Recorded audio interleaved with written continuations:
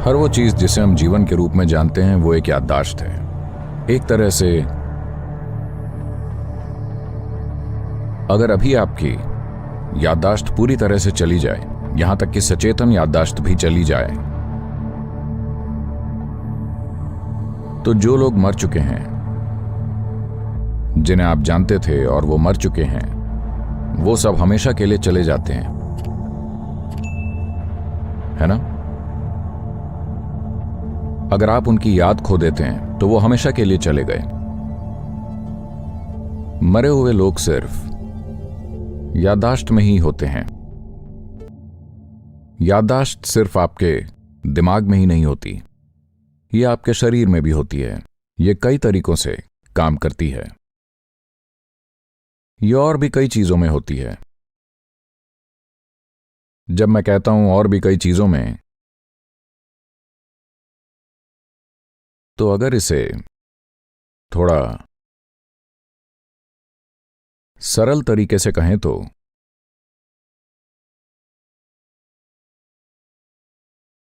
अगर आप इस तरफ जाएं और एक कुत्ता यहां लाया जाए, तो वो बस फर्श सूंघकर जान जाएगा कि आप यहां थे। तो आप यादों की निशानियां छोड़ते हैं, आया ना? तो जब आप चलते हैं तो आप यादों की निशानियां छोड़ते हैं, इसीलिए कुत्ता उनका पता लगा लेता है। अगर कोई छेड़छाड़ ना हुई तो 3-4 दिन तक या कभी कभी उससे भी ज्यादा समय के बाद भी वो इसका पता लगा सकता है। जब आप सिर्फ चलते हैं, जहां आपके पैर का संपर्क जमीन से बस कुछ सेकंड के लिए होता है, अगर आप इतने कम समय में इतनी यादें छोड़ते हैं कि एक कुत्ता उसे पहचान जाता है, तो सोचिए जहां बैठे हैं वहां कितनी यादें छोड़ रहे होंगे। हाँ, बहुत ज्यादा। तो जो कपड़े अभी आपने पहने हुए हैं, जो आपके शरीर को छू रहे हैं, क्या लगता है वो कितनी यादें लेकर चल रहे होंगे? अगर आपके बस ऐसे चलने पर, जहां आपका पैर बस कुछ सेकंड के लिए जमीन पर पड़ता है, अगर आप ऐसी यादें छोड़ रहे हैं जो कई दिनों तक बनी रहती हैं, अगर कोई छेड़छाड़ न करे और कोई दूसरा वहां न जाए, तो ये और लंबे समय तक बनी रहेगी। अगर ऐसा है तो जहां आप बैठते हैं, जो कपड़े पहनते हैं, जहां आप सोते हैं, वहां कितनी यादें मौजूद होंगी? तो ये यादें, वो लोग शायद चले गए हों, शायद विलीन भी हो गए हों, हमें नहीं पता। हो सकता है उन्हें मुक्ति मिल गई हो, या वो कहीं और चले गए हों, या फिर से जन्म ले लिया हो, आप नहीं जानते। लेकिन चाहे आप उनसे पैदा हुए हों या आप उनके संपर्क में रहे हों, उनकी यादों की छाप आप पर मौजूद है। इसलिए कर्म का एक महत्वपूर्ण पहलू यह है कि आप इन यादों से मुक्त हो जाएं। यह बहुत जरूरी है। यादों से मुक्त होना और याददाश्त खो देना, ये दो अलग अलग चीजें हैं।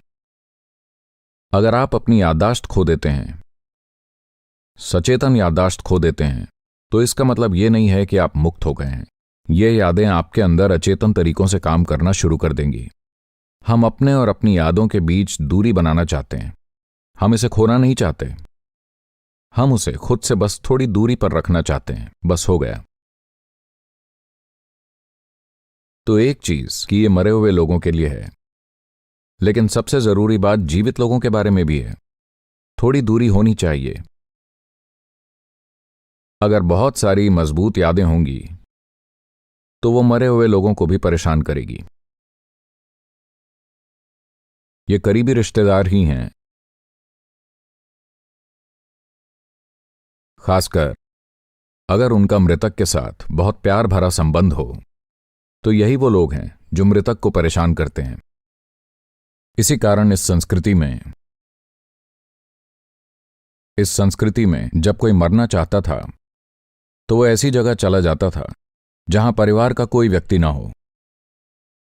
आप मरते समय अपने परिवार के साथ नहीं रहना चाहते क्योंकि ऐसे में ये लगाव आखिरी पल तक बने रहेंगे।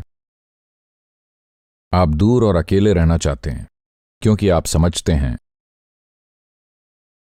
कि इस दुनिया में हमने जो भी रिश्ते बनाए हैं वो मूल रूप से यादों के रिश्ते हैं। अगर यादें मिट जाएं तो कोई रिश्ता नहीं बचता। अपने भीतर उस आयाम को स्थापित करने के लिए, उस आयाम के प्रति सचेत होने के लिए जो याददाश्त से परे है, जो स्वयं जीवन है, तो हम मरे हुए लोगों की जितनी ज्यादा यादें मिटा सकते हैं उतनी मिटाना चाहते हैं ताकि उनकी मुक्ति की प्रक्रिया आसान और सरल हो सके, न कि यहां वहां हर जगह उलझी रहे। आप उन्हें मुक्त करना चाहते हैं। यही वजह है कि हमारी संस्कृति में कहा जाता है कि जब कोई मरे तो सभी सगे संबंधियों को जरूर आना चाहिए। आजकल नहीं होता। आजकल हमें नहीं पता होता वो कहाँ हैं। वरना पहले जब कोई मरता था, मुझे नहीं पता आप जानते हैं या नहीं, पिछली पीढ़ी में लोग गिनते थे, मेरे दादा का देहांत हो गया, ठीक है, बेटे आ गए हैं, बेटियां आ गई हैं, बच्चे यहां हैं, अरे उनके भाई का बेटा कहाँ है, वो नहीं आया। वो गिनते थे कि सब आ गए हैं या नहीं, क्योंकि सबको आकर उन्हें मुक्त करना है। उन्हें आकर किसी तरह अपनी यादों को मिटाना है। उन्हें उस व्यक्ति को मरा हुआ देखना है। अगर वो मृत शरीर को नहीं देखते और उसका अंतिम संस्कार नहीं देखते तो उनकी यादों में वो अभी भी जीवित हैं, और अगर वो यादों में जीवित हैं तो कहीं ना कहीं वो मुक्त नहीं हो पाता, क्योंकि ये ऋणानुबंध है। शरीर के स्तर पर और भौतिक आयाम के स्तर पर यादें होती हैं। इसलिए उस व्यक्ति से जुड़ी सभी चीजें एक जगह नहीं छोड़ी जाती, उन्हें अलग अलग दिशाओं में छोड़ा जाता है ताकि यादें एक ही जगह पर न रहें। राख या अस्थियां एक ही जगह पर नहीं छोड़ी जाती। इन्हें मैं जानता हूं, कुछ जगहों पर उन्हें कलश में रखकर हमेशा के लिए संभाल कर रखा जाता है। नहीं, हम क्या करते हैं, हम उन्हें 3 अलग अलग नदियों में डालते हैं ताकि वो कभी एक साथ ना आए और लगे कि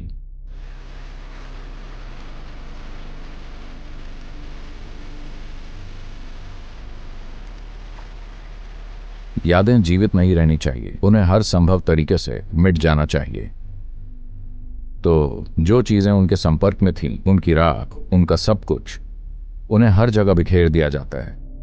जो लोग सक्षम हैं वो हवाई जहाज में जाकर इसे चारों ओर बिखेर देते हैं। पता है आपको? हाँ, आप नहीं जानते? जब कुछ प्रधानमंत्रियों और राष्ट्रपतियों की मृत्यु हुई थी तो उन्होंने उनकी राख को पूरे देश में बिखेर दिया था, क्योंकि वो नहीं चाहते थे कि राख एक ही जगह पर गिरे। अगर ये एक ही जगह गिरती है तो ये यादों का एक ढेर बन जाएगी। वो नहीं चाहते कि ये यादें कहीं भी इकट्ठा हों ताकि वो व्यक्ति बिना किसी उलझन के आगे बढ़ सके। आपको एक दृश्य उदाहरण देने के लिए, मान लीजिए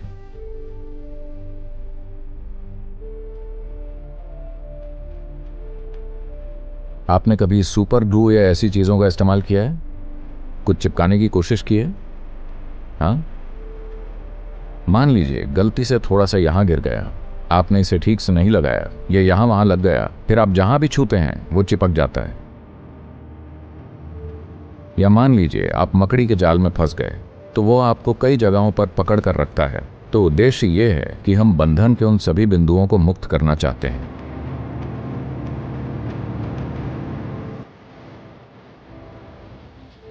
तो काल भैरव कर्म बस उस दिशा में एक प्रयास है। अगर हम उनके द्वारा इस्तेमाल किए गए कपड़ों को इमली के पेड़ पर बांधना शुरू कर दें तो आप लोगों के अंडरवेयर और वो सब मंदिर के सामने लटके हुए पाएंगे। तो हम उन्हें एक कपड़ा देते हैं, सभी के लिए एक समान कपड़ा। वो उसमें याददाश्त से जुड़ी चीजें डालते हैं और फिर उसे बांध देते हैं।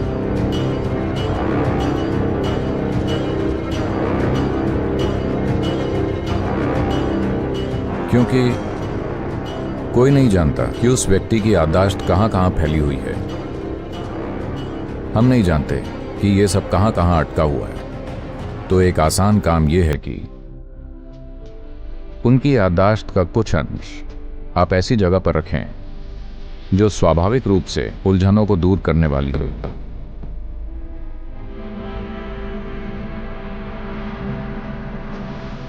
तो आमतौर पर वो इसे शिव मंदिर के सामने बांधते हैं, क्योंकि वो एक तपस्वी हैं, किसी भी चीज से अछूते, हमेशा राख में लिपटे हुए।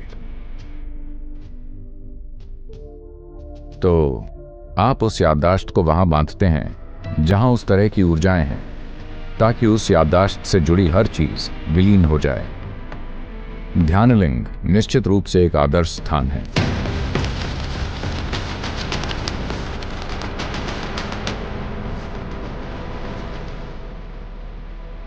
वास्तव में ये उन यादों को जितना हो सके कुशलता से साफ करने की कोशिश है जो एक इंसान ने छोड़ी हैं, ताकि उसे भटकना न पड़े, क्योंकि ये यादें उसे जकड़े रख सकती हैं। देखिए, यहां तक कि जब लोग जीवित होते हैं, शरीर में होते हैं, तब भी बहुत से लोग किसी विशेष चीज की अचेतन याददाश्त के कारण उस चीज के इर्द गिर्द मंडराते रहते हैं। अनजाने में वो उस दिशा में बढ़ने लगते हैं। तो ये सब आप जानते हैं, पश्चिमी दुनिया में कुछ ऐसा होता है जिसे डेजा वू कहते हैं। जब मैं आपको देखता हूं तो ऐसा लगता है कि मैंने आपको कहीं देखा है। तो याददाश्त खेलती है, याददाश्त गाइड करती है और याददाश्त ही उत्पात मचाती है। 21वीं सदी की ये सारी नई तकनीक जो हम देख रहे हैं, वो सब थोड़ी बहुत हम मेमोरी को बस थोड़ा इधर उधर फेंकने में कामयाब हुए हैं। हम इसे एक स्टिक में कैद कर सकते हैं, कंप्यूटर में डाल सकते हैं, फोन पर ले जा सकते हैं। ये बस मेमोरी है ना? हम जो भी खेल खेल रहे हैं वो बस याददाश्त है। आपको लगता है कि ये एक गाना है, ये एक फिल्म है, ये एक वीडियो है, कि ये और कुछ है। तो ये एक ऐसी पीढ़ी या एक ऐसा युग है जब मेमोरी का जैसा दोहन हुआ है वैसा पहले कभी नहीं हुआ। अब लोग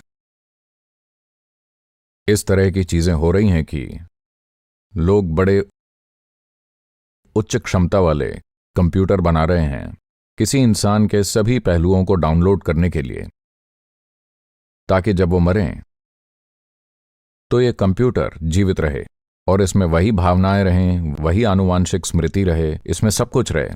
लोग इससे जुड़ पाएं और वो कंप्यूटर हर किसी को जानता है, जो उनके दोस्त और रिश्तेदार हैं उनसे उसी तरह बात करता है जैसे वो व्यक्ति बात कर रहा था। ये चीजें अब होने लगी हैं। मेमोरी के साथ कुछ ज्यादा ही खिलवाड़। यहां इस संस्कृति में हम हमेशा याददाश्त को मिटा देना चाहते हैं, क्योंकि हम जानते हैं कि बीते हुए कल की अपनी शक्ति है। अगर आप खुद को इससे मुक्त नहीं करते तो बीता हुआ कल आने वाले कल को नियंत्रित करेगा। बीता कल आने वाले कल को नियंत्रित करे मतलब कि आने वाला कल आया ही नहीं, इसका यही मतलब है। तो जब अतीत खुद को दोहराता है तो इसका मतलब है कि जिसे मर जाना चाहिए वो जीवित है। किसी ने बहुत जोर देकर कहा है, मृतकों को मृतकों के लिए छोड़ दो। मृतकों को मृतकों के लिए छोड़ देने का मतलब ये नहीं है कि मृतकों को अनदेखा कर दिया जाए। इसका मतलब है कि कल जो कुछ भी हुआ, पिछले पल जो कुछ भी हुआ, आपको हमेशा जागरूक होना चाहिए कि वो हो चुका है। तो जब लोग यहां आते हैं तो अपने चेतन मन में वो शायद केवल इस बारे में सोच रहे होते हैं कि उनके पिता, माता, दादा या जो भी जा चुके हैं उन्हें कैसे मुक्त किया जाए। ये ऐसा नहीं है। ये सिर्फ जीवन है। ये एक जीवित ब्रह्मांड है। इसमें याददाश्त के इन छोटे बुलबुलों को आप व्यक्तिगत जीवन कहते हैं। इसमें याददाश्त के विभिन्न स्तर विभिन्न प्रकार के प्राणी बन गए हैं। मनुष्य की याददाश्त सबसे जटिल होती है। याददाश्त की जटिलता के कारण क्षमताओं में वृद्धि हुई है और पीड़ा में भी वृद्धि हुई है। चूंकि लोग अपने भीतर पीड़ा के गहन आयामों से गुजरे हैं, इसलिए उन्होंने ये देखना शुरू किया कि इससे बाहर कैसे निकलें। दूसरे प्राणी अपनी याददाश्त से उस तरह पीड़ित नहीं होते जिस तरह से मनुष्य पीड़ित होते हैं। कभी कभी वो एक ही याद से पीड़ित होते हैं। कुछ पक्षी और जानवर हैं जो एक घटना की याद से पीड़ित होते हैं। हो सकता है कि उनका साथी मर गया हो या कुछ और हुआ हो, वो उस वजह से उदास होते हैं। उन्हें बस वही एक बात याद रहती है और वो उसी से पीड़ित होते हैं। लेकिन एक इंसान ऐसा नहीं है। वो लाखों छोटी छोटी बातें याद कर सकता है और लाखों बार पीड़ित हो सकता है, क्योंकि ये बहुत जीवंत है। मानव याददाश्त बहुत विस्तृत है और इसमें एक विशेष तरह की जीवंतता है। इसमें एक ऐसी वास्तविकता है जो हकीकत से भी ज्यादा वास्तविक है। अधिकांश लोगों के लिए कल जो हो चुका है वो उससे भी ज्यादा वास्तविक है जो अभी हो रहा है। यही उनके जीवन का अनुभव है। वो यादों में जीते हैं। जब आप यादों में जीते हैं तब आप मृत्यु की दुनिया में जी रहे होते हैं। आप मृत्यु की दुनिया में जी रहे हैं और जीवन की दुनिया में बस एक पैर रखे हुए हैं। तो ये यातना है। कुछ बुरा होने की जरूरत नहीं है। अच्छी चीजें भी लोगों को कष्ट देती हैं। कल कितना शानदार था ना, वो उससे भी पीड़ित हो सकते हैं। तो याददाश्त हमारे अस्तित्व का आधार है और हमारा बंधन भी है। जिसे हम कर्म कहते हैं वो हमारी याददाश्त है। जिसे हम आनुवंशिक कहते हैं वो याददाश्त है। जिसे हम विकास क्रम कहते हैं वो याददाश्त है। आप जिसे अपना अस्तित्व समझते हैं वो याददाश्त है।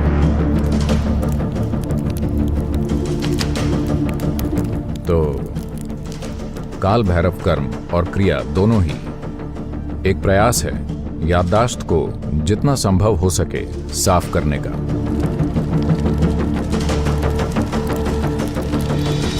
ये सफाई खोदकर नहीं हो रही है। ये केवल सतही सफाई है। हम केवल सतही सफाई कर रहे हैं ताकि जहां तक संभव हो कोई बंधन ना रहे। अगर हम पूरी तरह से सफाई करना चाहते हैं, जो कई बार आवश्यक नहीं होती, लेकिन कुछ मामलों में यह आवश्यक हो सकती है, पर उसके लिए एक अलग स्तर की भागीदारी चाहिए दोनों पक्षों से। वो जटिल हो जाएगा।